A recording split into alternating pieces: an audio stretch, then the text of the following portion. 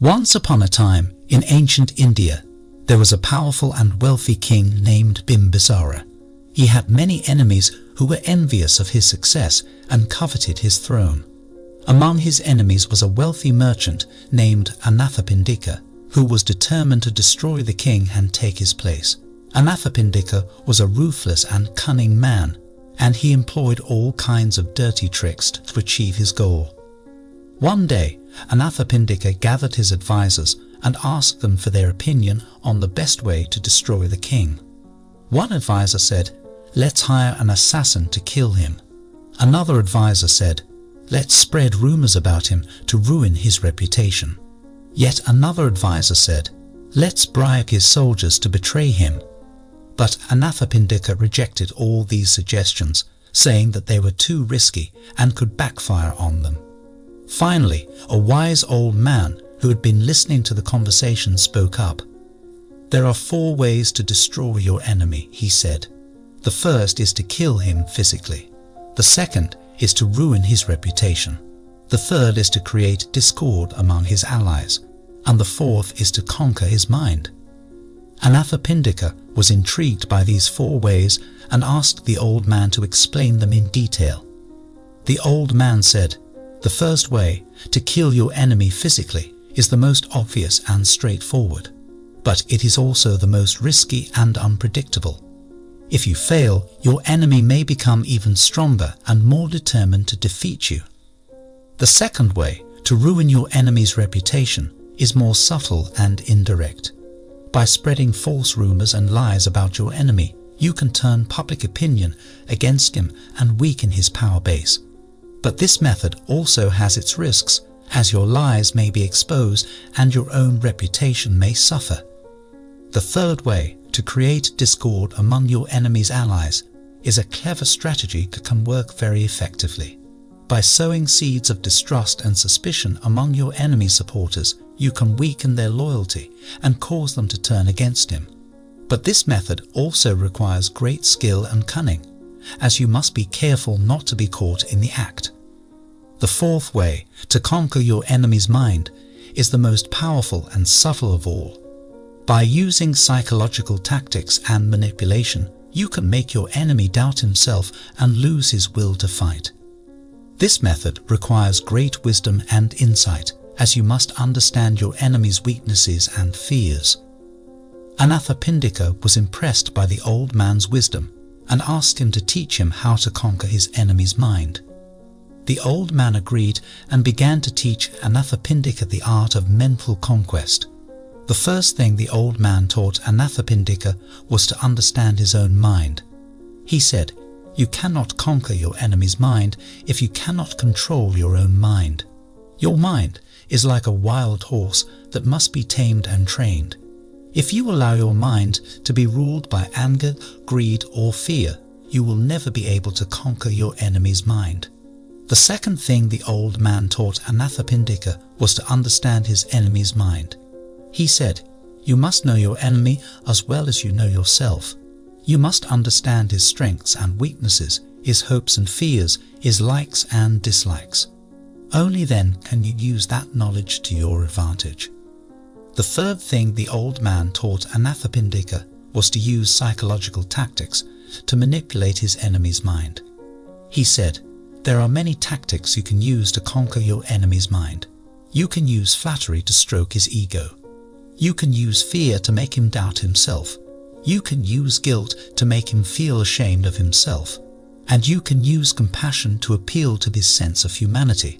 But whatever tactic you use, you must be careful not to overdo it, or your enemy will see through your game."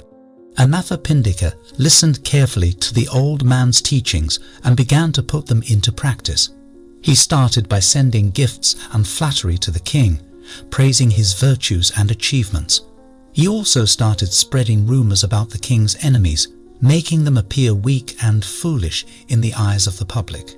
He even managed to create discord among the king's allies by sowing seeds of distrust and suspicion among them. As time went on, Anathapindika's plan seemed to be working. The king's reputation began to decline and his power base started to weaken. But Anathapindika was not satisfied. He wanted to conquer the king's mind, to make him doubt himself and lose his will to fight. So Anathapindika decided to use the most powerful weapon of all, compassion. He went to the king's palace and humbly begged for forgiveness, confessing his sins and expressing his regret for his past actions. He even offered to serve the king faithfully and help him in any way he could. The king was taken aback by Anathapindika's sudden change of heart, but he was also a wise and compassionate man. He saw through Anathapindika's game, but decided to give him a chance to prove his sincerity.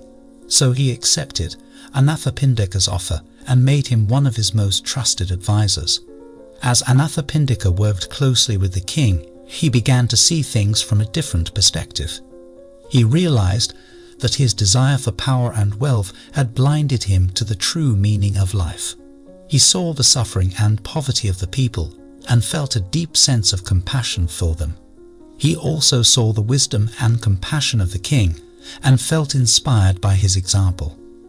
One day, Anathapindika went to the king and asked him, "Your Majesty, I have a question. You have shown me great kindness and compassion, even though I was your enemy. How can you be so kind and compassionate to someone who tried to destroy you?" The king smiled and said, "Anathapindika, I am not kind and compassionate because I am weak or foolish. I am kind and compassionate because it is the right thing to do. The greatest enemy is not the one who tries to destroy us physically, but the one who tries to destroy us spiritually.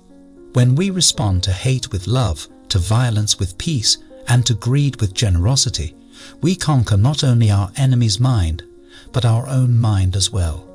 Anathapindika was deeply moved by the king's words and realized that he had been a fool to think that power and wealth could bring him happiness. He decided to follow the king's example and dedicate his life to serving others and cultivating compassion and wisdom. And so, Anathapindika became one of the greatest benefactors in the land, using his wealth and influence to help the poor and needy. He also became a devoted follower of Gautam Buddha, who taught him the 4 ways to destroy one's enemy, not by physical violence, but by cultivating compassion, wisdom, and inner peace.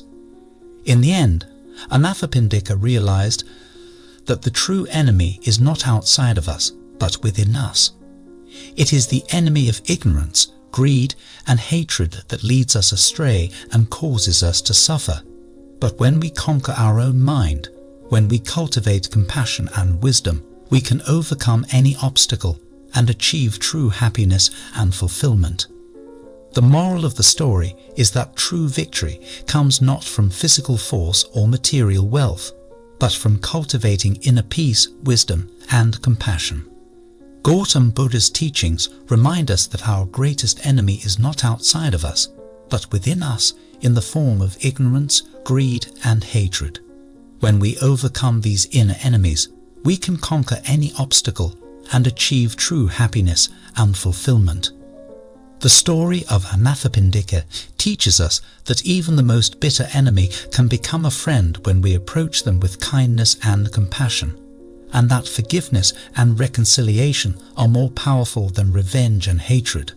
Ultimately, the story reminds us that our actions have consequences, and that we should strive to live a life of integrity and compassion, treating others with kindness and respect, and always seeking to do the right thing, even in the face of adversity.